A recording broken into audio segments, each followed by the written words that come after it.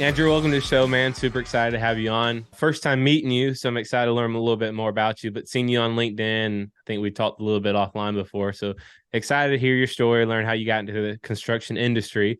But just to begin with, who are you? What do you do? And where are you from? Sure. First of all, thank you for having me on the podcast on a Monday Of night. course. Appreciate being here. To give some context to your audience and a little bit about me and why I kind of got into the world of the trades. When I was 23 years old, living in New York City at the time, and it was September 11th, 2001, planes had just hit the buildings. And I got this crazy idea to give a call to my friend in Rhode Island at the time to have him come in and we were going to go down there. We were going to help on the World Trade Center. And he's like, we're not going. I'm like, dude, we're going. So after a couple of days of back and forth, he shows up on my doorstep only a few days after 9/11. And he's in his big blue truck with an American flag and he's dressed up as a tradesperson. Nice. And he's got a hard hat and he's got overalls for me. And all of a sudden, I find myself with him now driving down the West Side Highway from checkpoint to checkpoint. We stop at a light.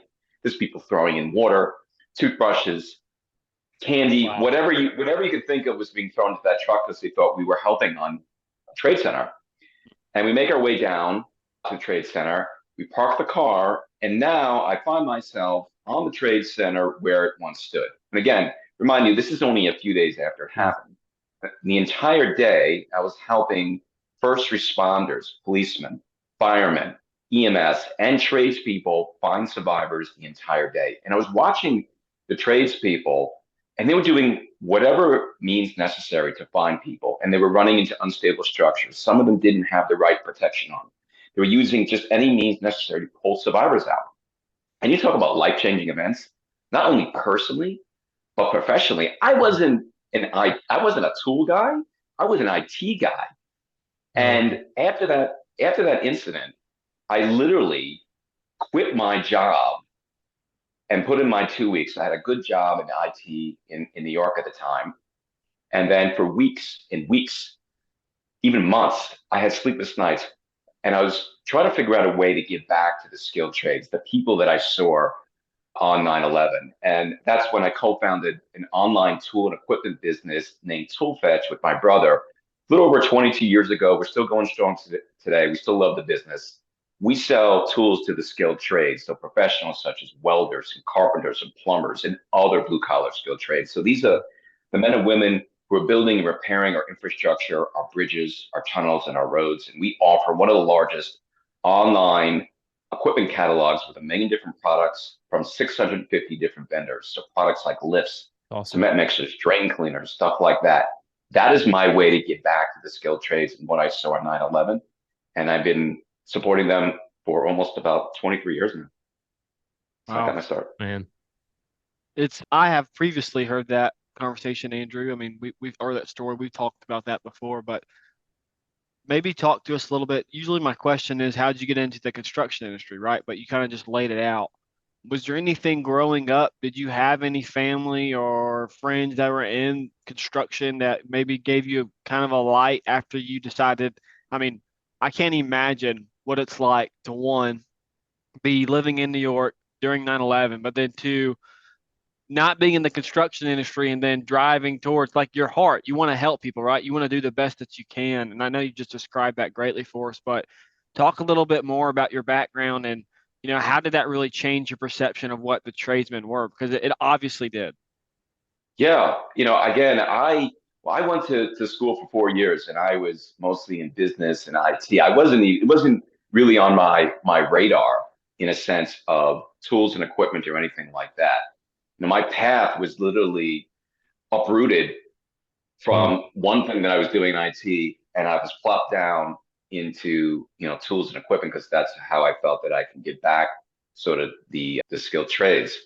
But just seeing the people in the skilled trades and listening to all of the issues from the wages to the skilled trades shortage, from the people that are retiring.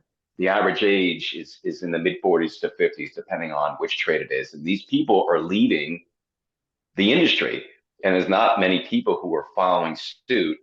So I'm always telling people that we need to keep continuing with the messaging about the skilled trades. We need to get people involved, kids involved, younger generation involved. What do we need to do? We need to speak Right. to guidance counselors and teachers and get to people at the younger age before they make that decision about possibly going to Mhm. college and giving them that extra opportunity or path that they can get out of the skilled trades. That's something that we preach a lot on laying foundations. Or you hit the nail on the head, right? Everyone's leaving and not many people are coming in. And what Davis and I at least have found is that one reason is construction industry doesn't do a good job of marketing itself. We've said it on here countless times. I think you do an incredible job, Yep. especially on LinkedIn and everywhere, of just LinkedIn. Yep. talking about the skilled trades, talking about what it is, what you can do, the possibilities you have, right? How to get into it. I mean, you do a phenomenal job of it. And we need more people like you to do that, you know?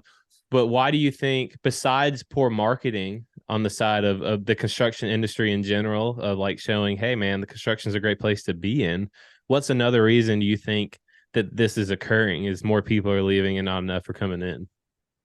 I think it comes down to the old adage, right? I worked with my hands, so you don't have to.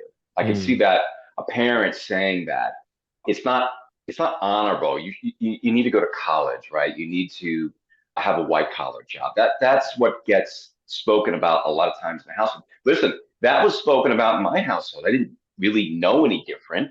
I just, I was go to college and you'll figure out your way. Well, yeah. turns out that I went to college for 4 years and I was more lost when I came out than when I was in college. Mm, And I bounced around from major to major. If my parents had sat down at that point and said, hey, look, we prefer you to go to college, but there's this other career path, possibly being an electrician or a plumber, something in the skilled trades that, you can learn the ropes and learn learn, the different trades and then figure out what you want to do. But go on a job site and get your hands dirty with the different trades. I wasn't told that. So I just naturally went into college. So that's sort of my path. It's not everybody, but that's what happens is that it's your parents, what's being spoken about in the household, teachers, what the teachers are saying, your mm. guidance counselor when you're sitting down and you're talking about your future. So there's a lot of different things that are happening here, as far as sort of the messaging that's kind of pushing towards that college or 4 year degree. But listen, I am pro college, but I want kids to at least have an option Right. because it's not for everybody. That's right. I mean, most of the people that are out here, like Andrew Brown, Mike Rowe, what's the guy's name that owns the foundation in Canada or Rhode Island that we know? Stephen Yeah. Turner, Yep. Steve Turner, the Iron Bring Man back guy the that runs, right, bring back the bring back trade. the That's right. trades. Yep. There's no person saying that we're against college. And I think people just they take that stigma, oh, well, you just want everybody to go to the trades. No. But if you're a person that can't sit still, if you're a person that likes to work with their hands, if your brain thinks mechanically, you love to solve problems, again, you can't idle well. Maybe you don't take the best test, but hey, that doesn't mean that you're not intelligent, doesn't mean that you're smart. I've heard you're just a fish in your fishbowl, right? A fish in their fishbowl is a master of what they do.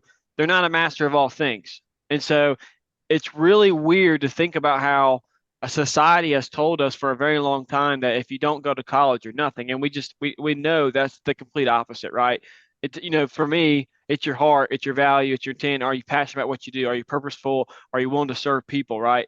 I could care less if you're a street sweeper, a laborer, or CEO. If you're helping people and you have the end root of wanting to serve other people, that's what really matters to me. But to get back on track, Andrew, one of the misconceptions I think Walker and I really started to talk about in the beginning is this one, and it's a big one. There's a lots of opinions, there's lots of ideas, and I just kind of want to talk. Walker mentioned before, you're really great at that messaging.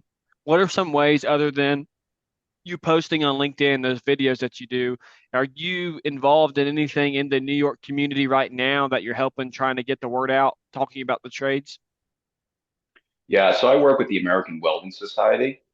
And as you probably know, on the welding side, there's a huge shortage. I think we need at least about 400,000 welders by Ooh. 2027. It's just a staggering figure. And I watched, the American Welding Society has a website that you can watch all these statistics and you can see the average salary that you can make and the locations that you can work in. That is something, that I'm working with them directly on sort of the messaging portion. So I reshare their posts, they reshare my posts, and I'm working with them. I'm also going to a show called Fab Tech and working with them directly, and we'll be on there. They have this big trailer, and on the trailer they have all these. They have the welding equipment, so they have kids come on the trailer and they can That's work cool. directly with their hands, which I think is great because you're showing kids what the opportunities are, and they can learn this skill, and it's so desperately needed, and you can't fix it with automation completely. It's just not going to happen anytime soon. A robot is not going to come in and Right. do fix this or fix that, right? It could do some basic stuff and could do some repetitive stuff, but you still need the skilled trades and the people working with their hands to do that type of work. So I work with them sort of directly. I also am working with, it's about 10 individuals on a new council that we just sort of started up, and the 10 of Cool. us who are kind of influencers in our space are working together to try to get sort of the messaging out as well, trying to get some PR around that as well. And then I work with different people throughout sort of the industry and obviously align on sort of what we're trying to do, trying to get people in the skilled trades. So I'm always looking for different avenues, whether it's a trade school or an organization, and even in my own business, just doing what I do and speaking to people and aligning myself with certain people of construction companies. But everyone's got the same feeling that they don't want to see the trades get to a point where it's just, you're waiting a week for a plumber, or waiting a week for an electrician. It's going down that road. But what will end up happening is that the skilled trades, they might make more money. So it's good for the skilled trades, not good for the homeowner. Yeah. And I'm trying to avoid this situation by hammering out these messages. So Right. it's a combination of things, but collaborations are key. Do you think that the kids, what have you found with the kids coming in who actually want to do it right? Because sometimes what Davis and I have listened to or heard is that there are some kids that do want to come in and try this, or even not kids, maybe people who want to change their career, right?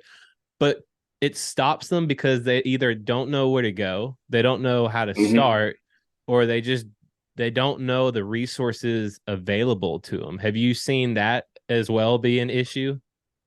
Well, here's a perfect example. So one of my family members, he's early 30s, and he was working for Trader Joe's for the last 15 years in California.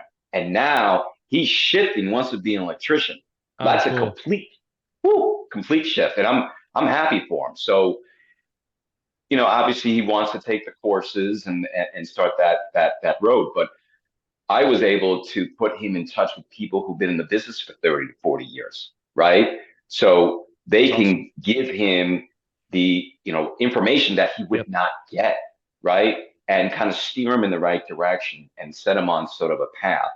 So I know executives who are at the CEO level or VP level of large companies that really know other people that can help him out. So it's all about, obviously, it's not what you know, but also who you know at that point. Right. That's right. But that would be an example of me trying to help. That's not because obviously it's a family member, but I want to see him succeed. And I think we can cut the time, off of years of just trying to figuring it out himself. Right. Yeah. But you also had a willing heart, right? Like I know you said that was a family member, but I would like to think that you'd probably do that for a lot of people that reach out. People reach out all the time. Right. And if it's something in the welding trade, I usually tell people, because this is a great question, because it's like, okay, I'm interested. You got me interested. Now what? Well, for instance, in the welding industry, you can go to the American Welding Society and take an assessment, and you can figure out what you want to be, a Boilermaker. Like, what do you want to do within the welding trade? Because there's a few different things that you can do. And you can take the assessment, you can look for jobs through the American Welding Society, and then the and work with them sort of directly, and they can help you out. So organizations like that will go above and beyond because obviously they want to curb the shortage. So stuff like that, that's how kids sort of get, get steered in the right direction.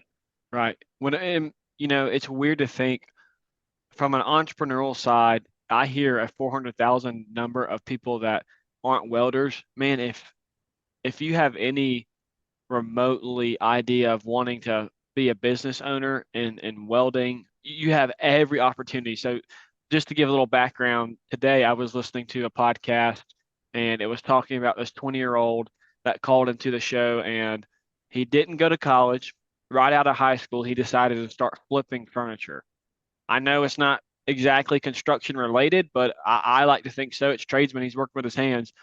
By himself, he has made 100 grand flipping furniture in a year. How awesome is that?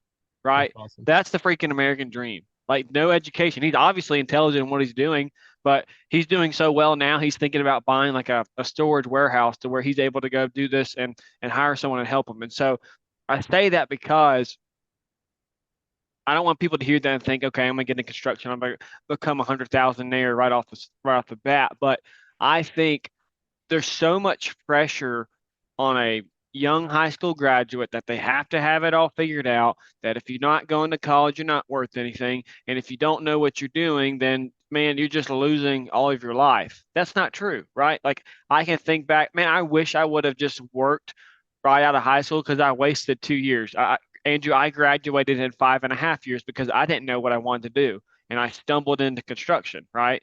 And so I wish I would have had a little guidance of no pressure. It doesn't matter. We're going to allow you to continue to work. You're probably going to be living at home with your parents, and that's okay too. But once you learn what you want to do, once you're passionate, once you figure out that, hey, construction industry, if I want to be a welder, a lot of times these guys don't even have to go through any type of technical college for a few years. It's let's go learn how to weld, and it's apprenticeship, and you're learning on the job and getting paid, and you're not going into debt, right? And it's mind-boggling to me that we would rather send someone that doesn't know what they want to do and go sign them up for $100,000 of student loan debt. Like, right? It just blows my mind.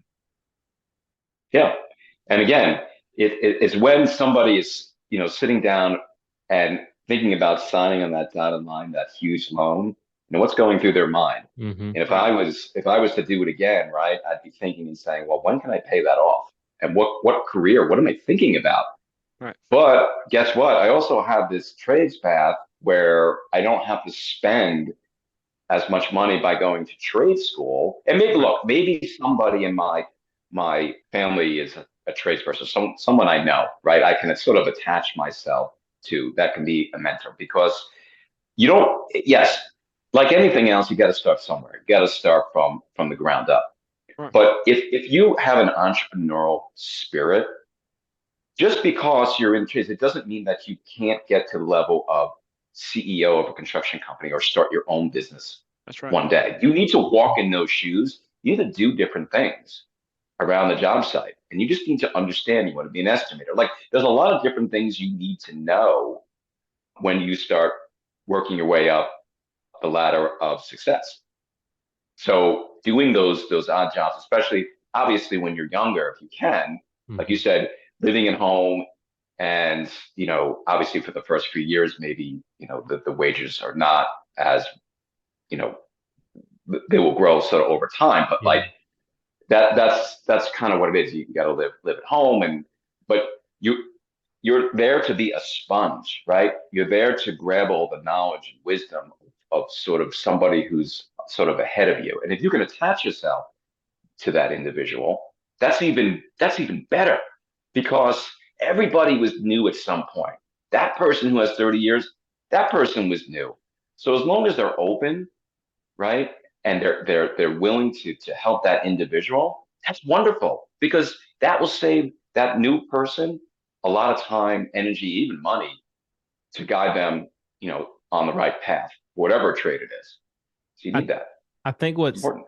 And you're exactly right. I think what's incredible and what a lot of people don't grasp, and frankly, what it took me a long time to grasp it too, is if you are young, and I know this because I saw two guys on my last job site who were this incredibly well. One guy was a young guy. I think he was maybe 22 or 23, but he was already the foreman of all of the entire crew, right? There's two guys ahead of him, and it was the Wow. PM and the superintendent, right? Wow. And they're of the process mechanical piping. Super young guy, nicest dude ever, but he just started a couple of years beforehand and started welding process piping, which is a specialty welding, right? And stainless steel, that kind of stuff. But he specialized in it and he got really good at it. And he was smart. He used his brain. He asked questions, right? He's like, why are we doing this? So you got to understand the process of it. And now he's leading his own job at a different project for that same company. And now he's the superintendent that's on this job doing it. And he's getting to put the pipes where they need to go. And he knows the systems in his head, right? Another guy who was the superintendent on the last one, I think he's 32 maybe ish. He can retire at 35 because he did the same thing. He specialized. He got really, really, really good at this one skill at welding. Wow. And he used his brain. He asked questions. He wanted to know the whole process. And he literally told me, he goes, dude, when I hit 35, I think because of COVID, it has to be pushed like 2 years because the financials went down. So 37 now. He goes, when I hit 37, I'm retiring. I'm going back to my farm and I'm just going to work in my workshop and make equipment, the same equipment that he welded. He's going to start making that equipment. That's awesome. And just selling it because he can. And he's able, he doesn't have to work till he's 65, right? Because he chose one career, specialized in it, got really good at it, and did a great job. And there's so many people that can do that hate their job right now, but they can find a passion doing something like that and then do exactly what he did, retire at 35 or 40, right? And then you can do whatever you want. It's incredible, but not many people think that way, especially about the trades, which is crazy.